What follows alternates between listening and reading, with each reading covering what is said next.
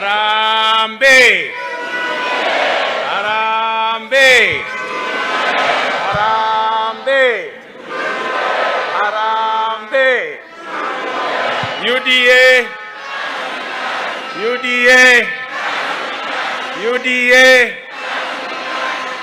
Allah, asanteni sana.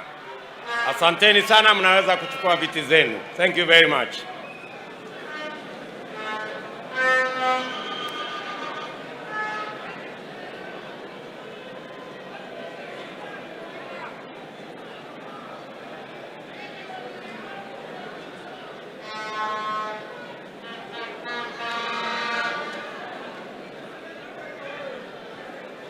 Mwenyekiti wetu Mheshimiwa Johnson Mudhama, katibu wetu wa chama Mama Veronica Maina, officials wote wa chama chetu cha UDA, marafiki zetu, viongozi wa vyama mbalimbali ambao wamekuja kama marafiki kuja kushuhudia sherehe hii yetu ya leo, ndugu wabunge, magavana, maseneta, MCAs na wajumbe wote wa chama cha UDA. Hamjambo? Hamjambo? Bwana Yesu asifiwe. Assalamu alaikum. Hebu mnipungie hivi mkono jameni, nione kwa mbali. Asanteni sana. Asanteni sana.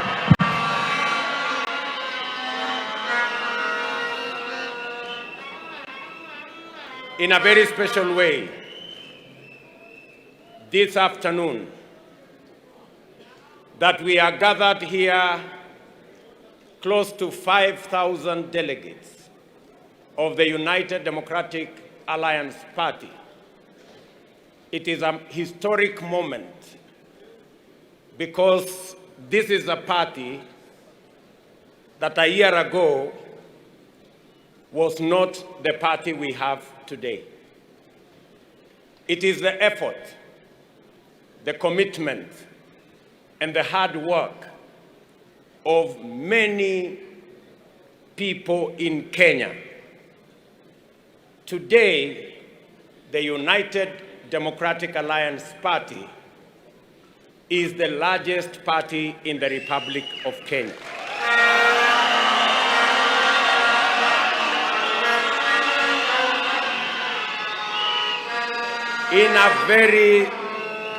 In a very special way, I want to thank many leaders, senators, governors, and members of parliament who worked with me tirelessly and with a lot of courage and commitment to put together this party that today has over 7 million members.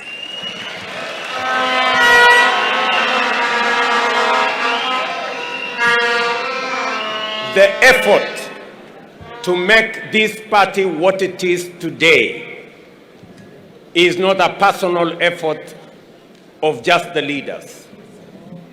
Many hustlers in different parts of Kenya, people who are engaged in all businesses, have registered, have supported the registration, they have financed the registration, they have facilitated the registration, and I want to tell each and every one of them today a very big thank you for making UDA what it is today.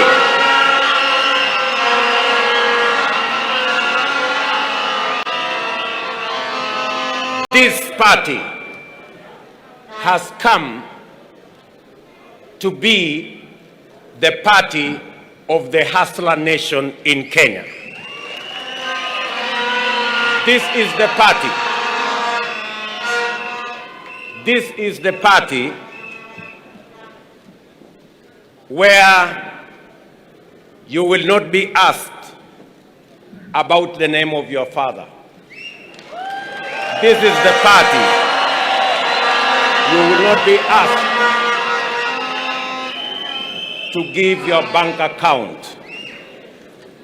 This is the party for every Kenyan from every walk of life. And I want to say, I am a very proud Kenyan today that you have bestowed upon me the responsibility to be the party leader of this great movement.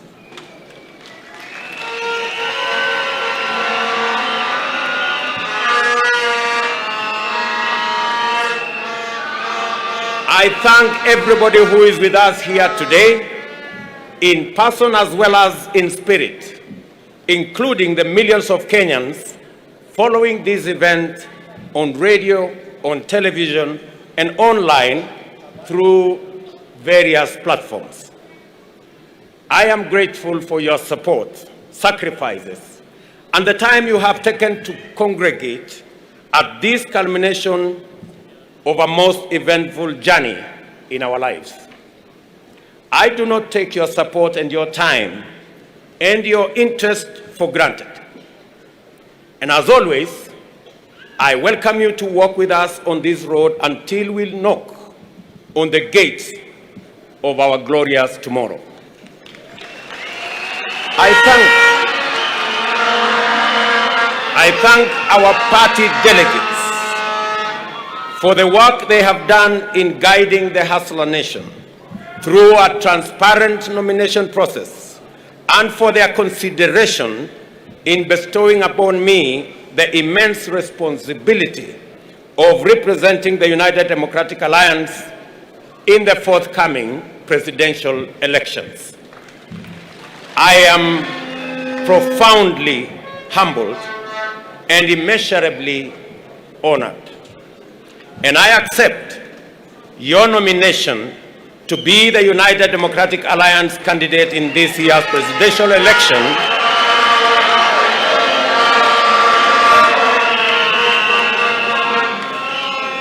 I accept your nomination to be the United Democratic Alliance party candidate in this year's presidential election with gratitude to the Almighty God, recognition of the significance of this moment, and an acknowledgement of the work remaining and the road ahead to that day that we all look forward to.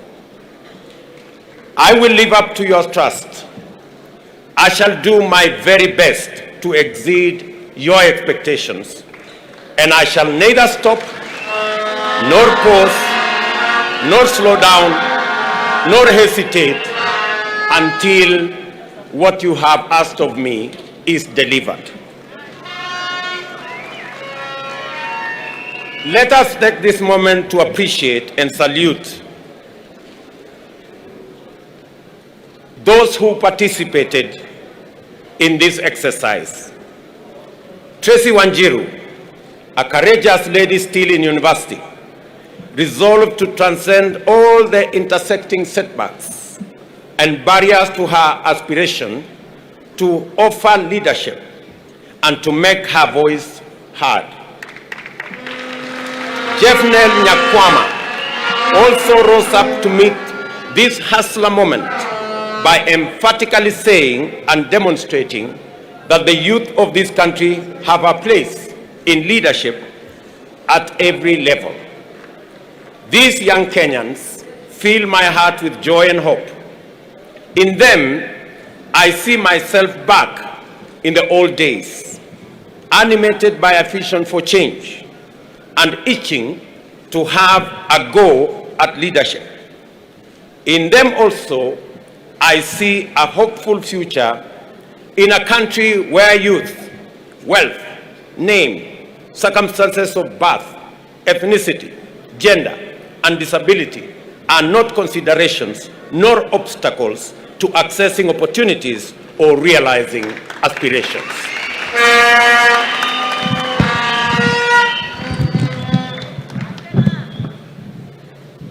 as you are perfectly valid and good to go. You did not wait to be invited to the leadership conversation. Sometimes the invitations never come. You took your chances, entered the room, and sat at the table. Please, do not leave the table.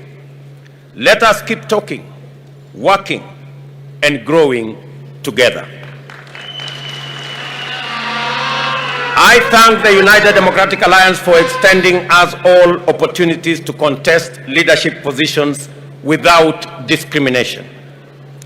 Let us always strive to live up to our fundamental ethos of uniting our nation through the inclusive and participatory quest for opportunities for everybody. I am aware that this time round there are thousands of young people giving everything to our movement: resources, time, strength, ideas, and moral support. I know that many youth have come forward to stand as candidates, and yet many others are mobilizing, sensitizing, and participating in other meaningful ways. The Hustler Nation is a young nation. The voice as well as the aspiration of Kenya's young people form an essential pillar of our movement. I therefore want to register my gratitude and appreciation and assure you of my commitment to open up opportunities for young people to thrive and drive the progress of our nation.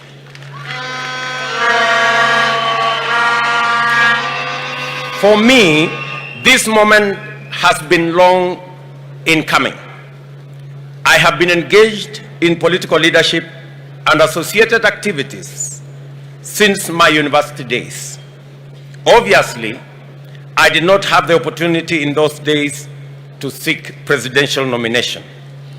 But I rose from the bottom of the party pyramid, working my way up until I entered party leadership and eventually became a member of the National Assembly at the age of 31.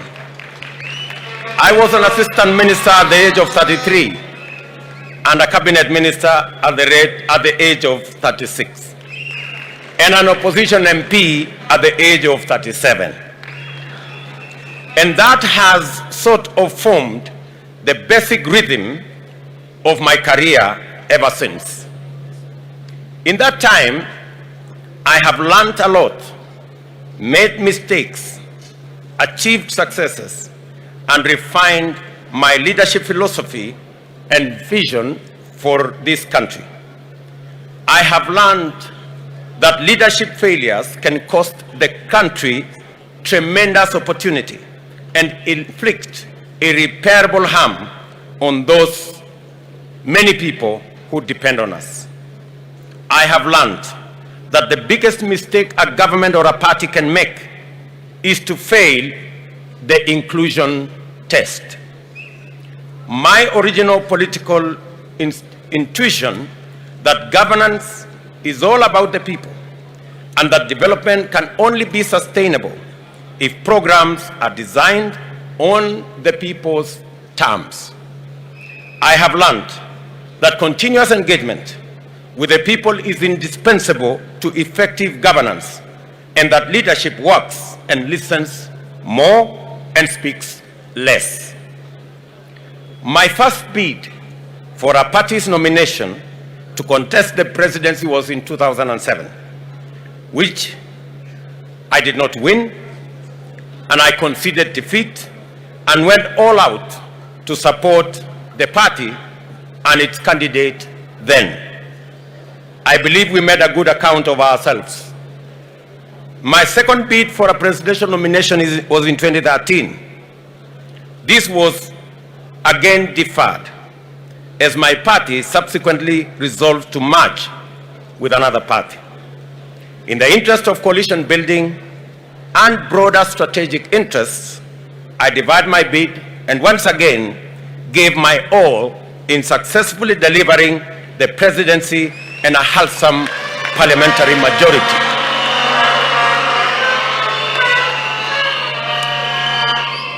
Today, I know without any shadow of doubt that the time has come to represent the hustler nation. The time has come to go all the way to the finish line and secure the place of the hustler nation at the decision-making table.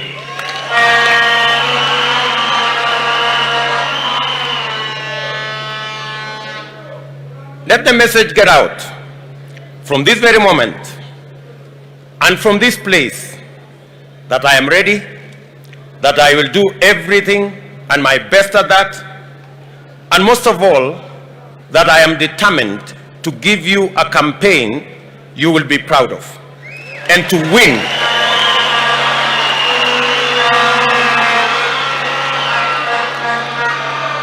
And to win for our party, our coalition, and for the people of Kenya. Let the word reach out to our friends as well as our rivals that we are prepared and we are inspired to do all we can to go to every place and to work with everyone to open the doors of inclusion, opportunity, and enterprise in order to move Kenya to the higher level. After all, this is what hustlers do every day. Let me state a fairly obvious fact. I am the first elected and serving Deputy President of Kenya. It has been the honor of my life to be elected to this position, and I will forever remain profusely thankful to my friend, President Uhuru Kenyatta, for a successful working partnership in 3 elections. I have discharged my duties faithfully, and there is not a single task that the President assigned me which I did not execute in full.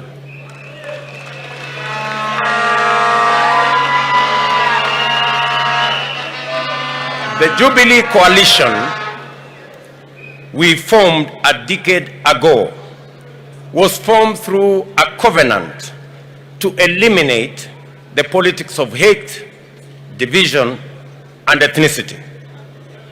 Political competition organized around ethnic division is toxic, yet many politicians accept this to be the essence of democracy. Our covenant formed the foundation of a new approach, issue-based politics, institutionalized through national political parties. We succeeded in demonstrating that democracy does not go hand in hand with chaos, confusion, or instability. We have shown that democracy does not express itself through discrimination, exclusion, division, suspicion, or conflict. In government, we focused on delivering those projects and programs that would enable the state meet the people at their point of need. Therefore, we swiftly transformed the country through unprecedented investments in infrastructure as the springboard to effective, efficient, and sustainable service delivery to all parts of Kenya. As a result, we built a new, modern, 700-kilometer long standard gauge railway, constructed 10,000 kilometers of new tarmac, and connected 6 million people to electricity. We also set up 150 technical training colleges. The next phase of our transformation was going to be the Big Four agenda, which would leverage these foundational undertakings to ensure that the economic and social rights of Kenyans would be actualized by creating jobs for millions of young people out of school, out of college, and out of our universities. It would also transform agriculture to increase food production and to lower the cost of living and increase money in the pockets of millions of farmers. Big Four would also radically change our delivery of healthcare by rolling out a comprehensive universal health program. This would complete the task of transforming Kenya that we had been assigned in 2013. From 2017, however, the party backpedaled on its foundational commitments, including the founding covenant. The party rejected national, inclusive, issue-based transformative leadership and embraced parochial, ethnic, divisive, and retrogressive politics. It defaulted to tribe as the organizing variable of our politics and governance.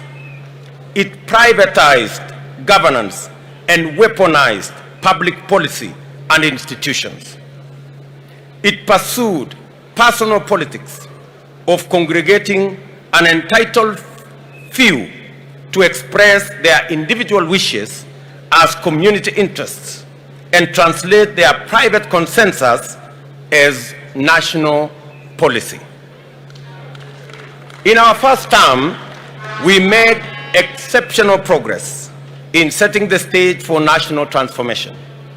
In our second term, we witnessed accelerated regression into the tyranny, personality cult politics, and the weaponization of public offices to intimidate, harass, and persecute Kenyans perceived not to worship those in power. Many large enterprises were destroyed. Many business owners harassed.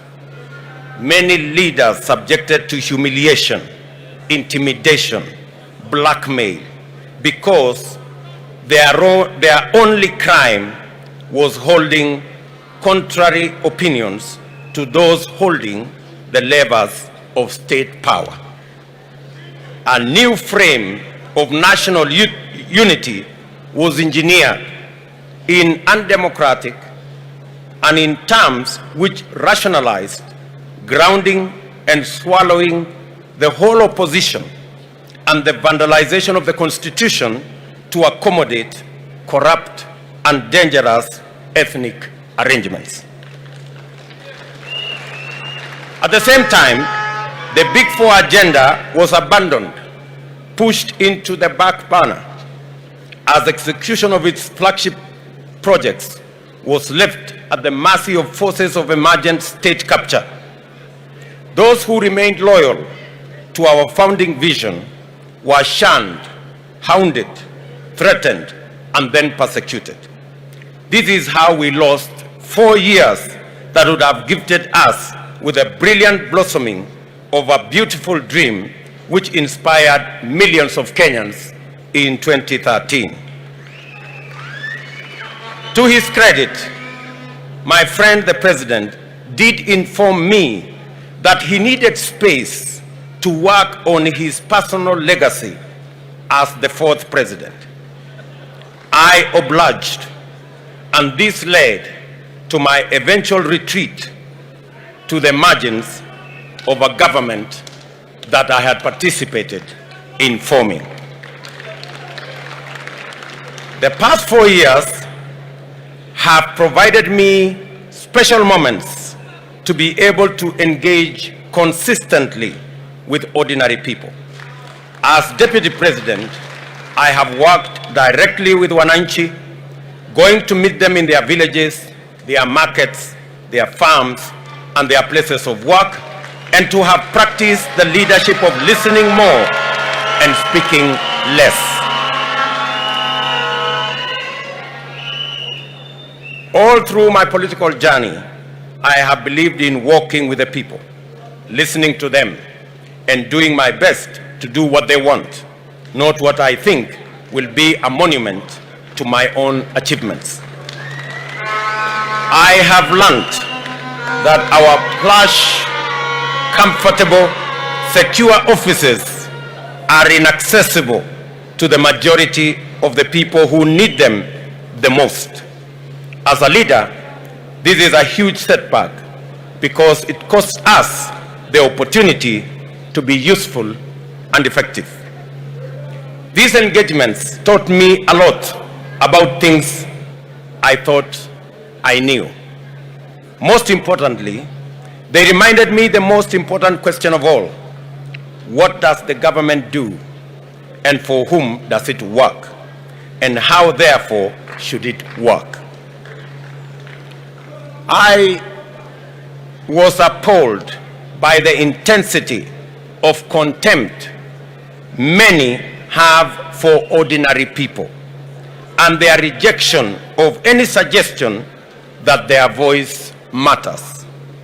I remain sorrowful over the hatred in the language that proudly despises the poor, the struggling, the hurting, the lonely, and the abandoned. Many of us have felt the stinging lash of this contempt, and we all know where it comes from. Behind the shameless deception that national unity is the coalescing of a few leaders to organize their selfish interests in an implacable sense of exclusive entitlement to the privileges associated with state power. This entitlement is the basis for the formulation of a cynical agenda to capture the state and disenfranchise ordinary people for good. That is why we have witnessed the criminalization of enterprise, the marginalization of livelihoods, and many parts form part and parcel of this contemptuous exclusion. We in the Hustler Nation believe that the measure of any society lies in how it treats its weakest and vulnerable members. We work from the bottom up because if we take care of the bottom, we take care of everybody.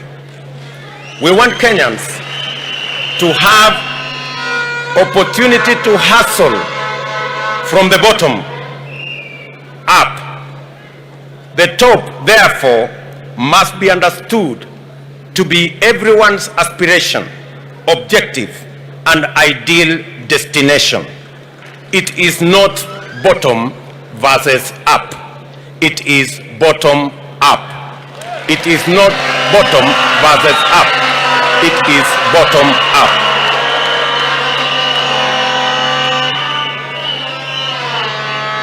I commit, therefore, to live up to the original covenant of championing the establishment of everlasting peace, unity, and opportunity to prosper in our country.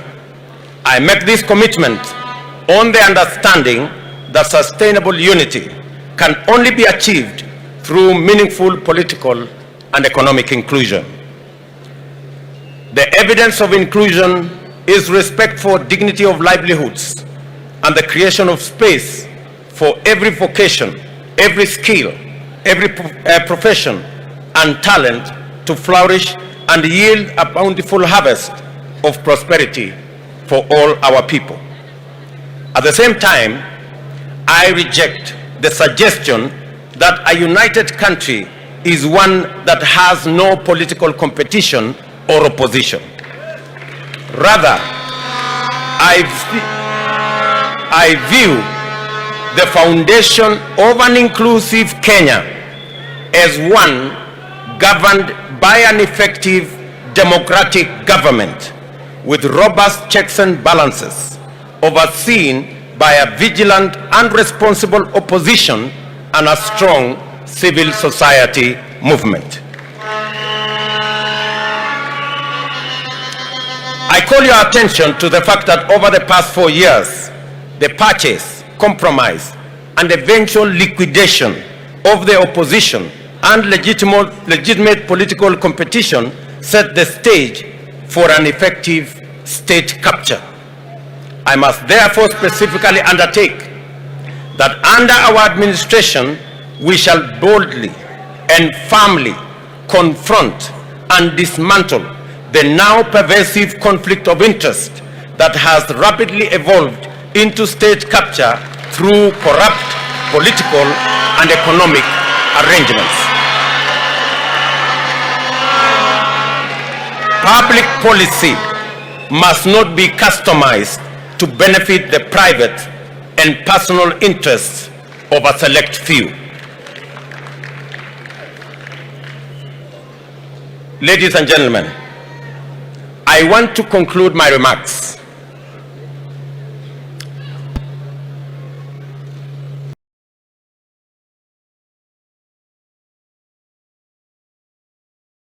by framing the picture. What are we up against? What is the 9th of August about? We must be very clear in our minds why your vote counts on the 9th of August. On the 9th of August, there will be a competition of ideas. There will be a competition of sides. We are on one side, our competitors are on the other side. Let me say this for clarity so that Kenyans go to the polls on the 9th of August understanding what is on the ballot. On the ballot on the 9th of August, the great people of the Republic of Kenya will be two groups. One who believe that the way to the future of our country is through changing the Constitution.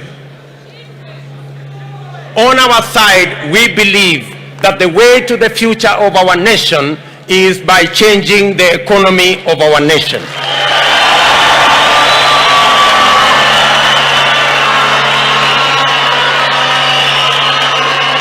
We are seated here. We are assembled here as the United Democratic Party Congress with our friends from ANC and Ford Kenya and Tujibebe and Savina and TSP and CCK and CCM and all the other parties, united by one thing, our belief that the future of our nation is predicated on changing the economy of our nation. While our competitors believe that it is through the changing of the Constitution to create positions for a select few will treat our problem of exclusion, on our side, we believe that we need to change the Constitution to create opportunity, create jobs, create opportunities for millions of young people out of school, out of college, out of our universities, that therein lies the solution to the inclusivity question in the Republic of Kenya. We are very clear that we had this plan in 2017. Unfortunately, the forces who are against the people of Kenya, who do not want to share opportunity, who believe that Kenya is their privilege, who believe they own this nation, they sabotage the Big Four plan because they did not want the young people of our nation to get the opportunity to work and to get the opportunity to do business.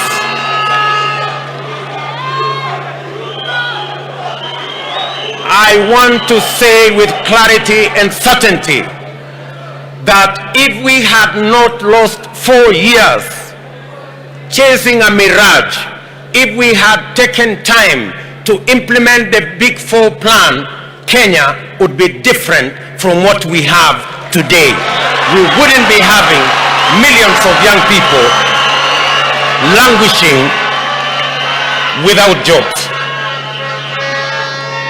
While our competitors believe that they will go to the polls so that they can get the opportunity to change the constitution so that a few people can share power, we are telling them we will go to the polls to elect leadership that is going to create opportunities for empowerment, not sharing power, for the empowerment of millions of citizens of our republic. We want to remind our competitors that 10 million Kenyans today are in a lottery because they have no defined jobs, they have no defined business, they have no access to credit, they have no place to do business, there is no law to protect their enterprises. And we are saying that the opportunity that we have as the people of Kenya is not to change the constitution to create positions and share power among few people. The opportunity we have in Kenya is to create the opportunity for the empowerment of millions of citizens through jobs, through opportunities to work in their enterprises, in their businesses, and to make sure that our economy works for all Kenyans.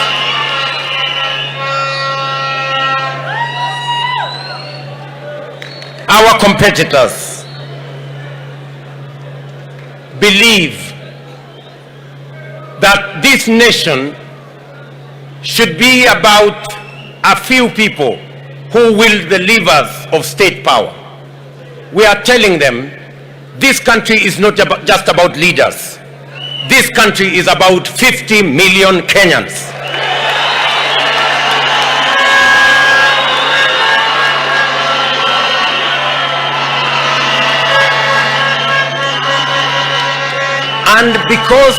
And because it's about 50 million Kenyans, we will not accept to go the journey. They have told us they will bring back the BBI monster because they want to create an imperial presidency. They want a president who controls the judiciary using the ombudsman. They want a president who controls the legislature using appointments. They want a president who does what he wants or what she wants merely because she has power or he has power or they have influence or they have money. We are telling them that this country is about 50 million Kenyans and we will not accept to go back to the dark days of an imperial president. We are marching forward to a Kenya of shared prosperity by 50 million Kenyans.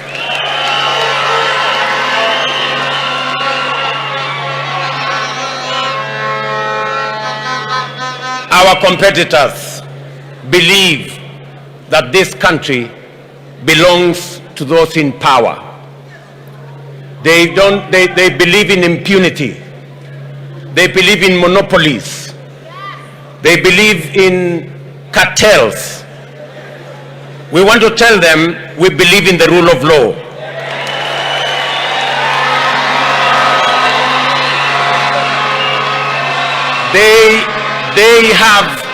They have weaponized state institutions.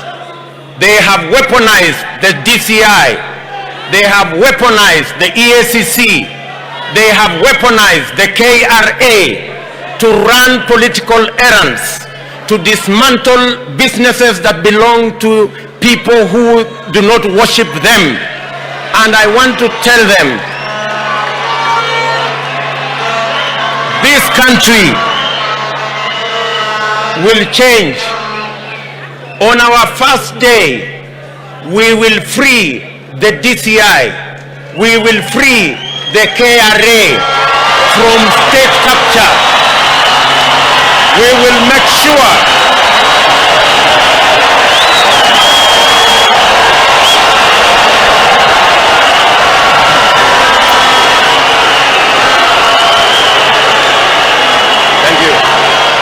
Thank you very much.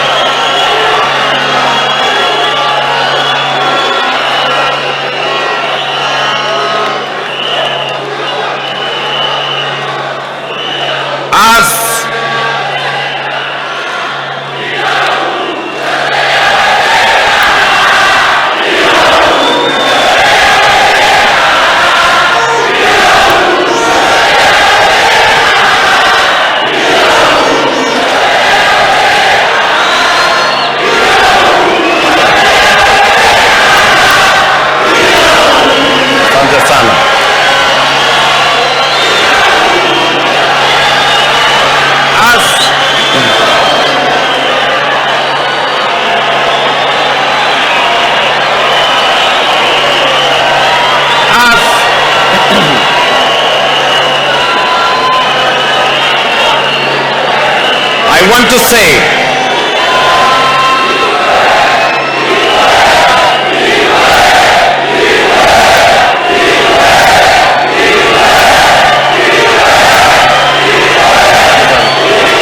thank you very much.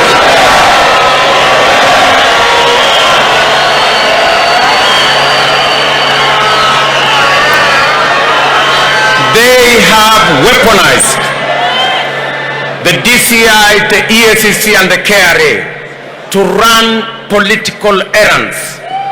We will professionalize the DCI's office and the KRA for them to discharge their constitutional and legal duty. On the first day, we will appoint an accounting officer for the IG and the DCI, so that going forward, the DCI and the IG will have financial independence and they will never again depend on the office of the president for them to discharge their responsibility.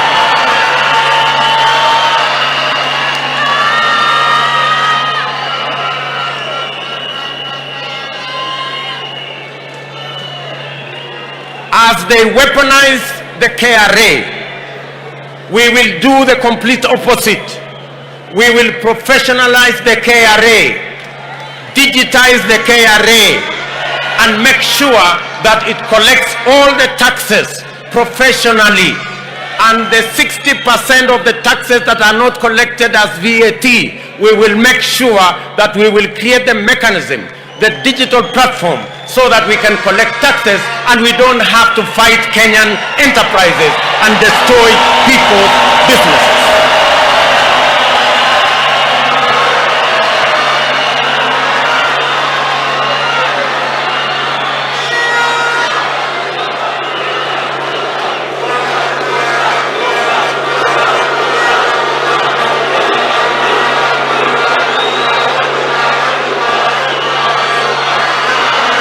Thank you very much.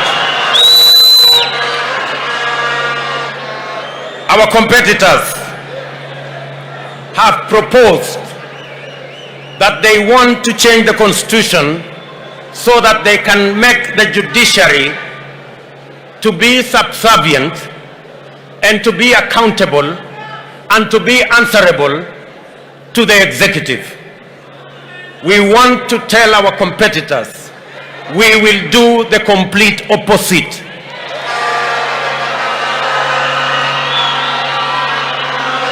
On our first day,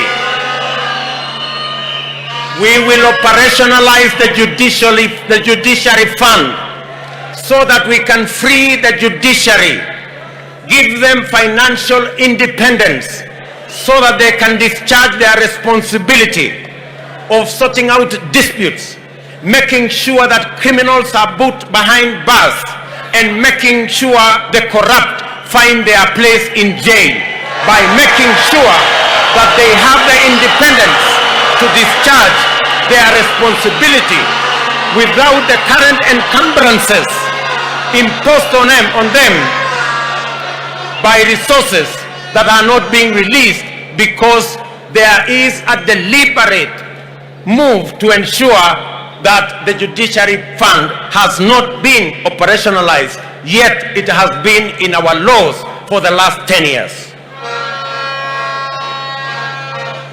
We believe in an independent judiciary. We want the judiciary to discharge their mandate independent of the executive.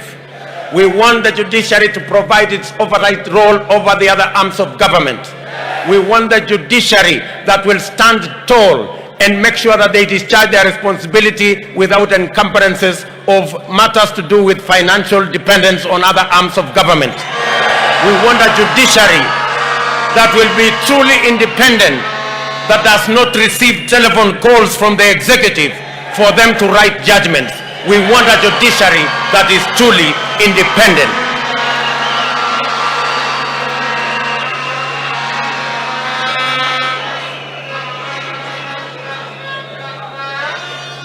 Good people, agriculture will be on the ballot in this election. Our competitors are the masters of monopolies. They are the agents of conflict of interest.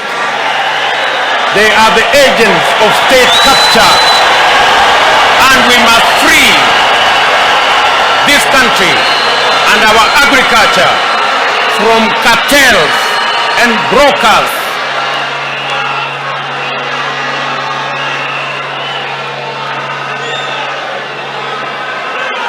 We are telling our competitors that we will deal firmly with conflict of interest. We will deal firmly and eliminate brokers and cartels and monopolies that have taken hostage our agricultural sector.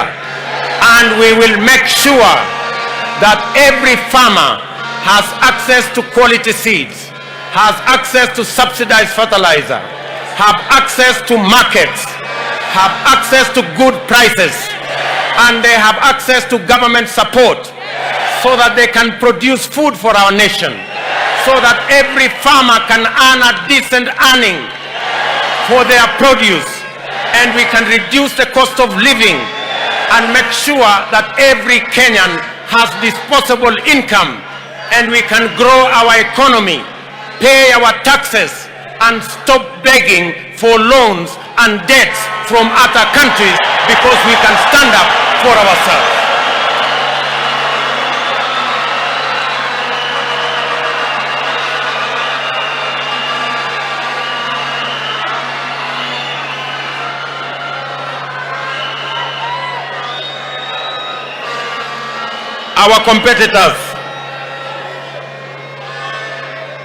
Our competitors are telling us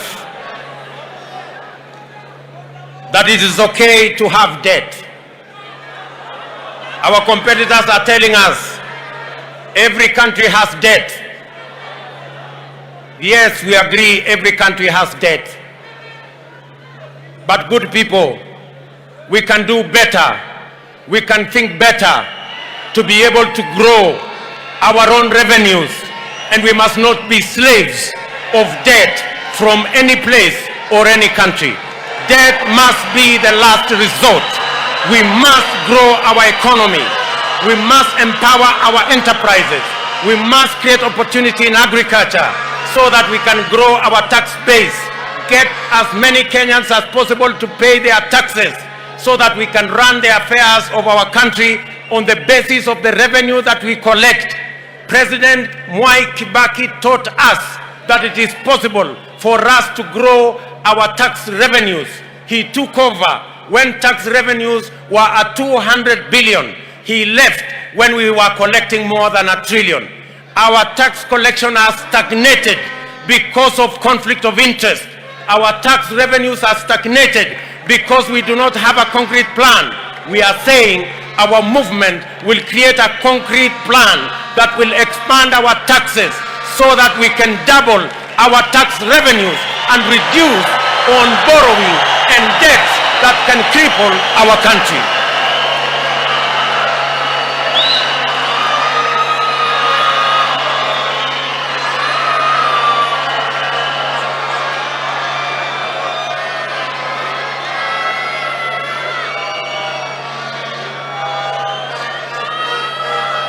It is tragic that the only thing that I can remember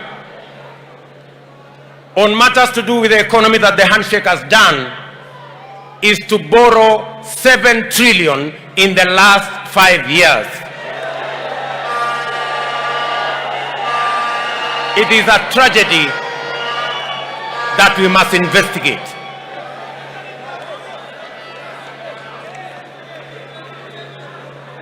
Good people, we are at a historic moment. We have to make our choices carefully on the 9th of August, because what is on the ballot is either Kenya moving forward into prosperity or Kenya regressing into tyranny and poverty. The choice is as clear as day is from the night.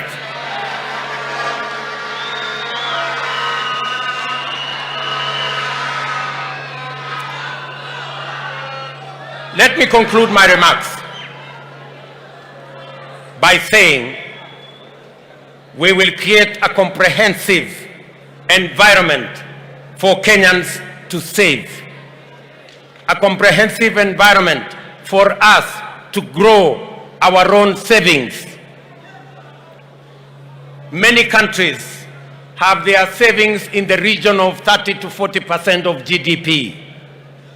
It is only in Kenya that our savings as a percentage of GDP is around 7%. And it is because we think debt is the easier route. I want to say savings is the better route. And that is what we must go. That's what we must do.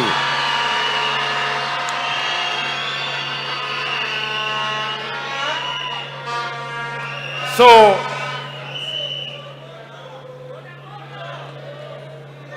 my good people of Kenya, let me say this contest has been defined. Kenyans know what to vote for in this election. You will vote for the people who are looking for power, positions, the cartels, the state capture, the conflict of interest, the brokers, or you will vote for the future of our country, the jobs for our young people, opportunities for our business people, opportunities for our farmers, an accountable executive, an accountable judiciary, an accountable government, and a future for everybody. That is what is on the ballot on the 9th of August.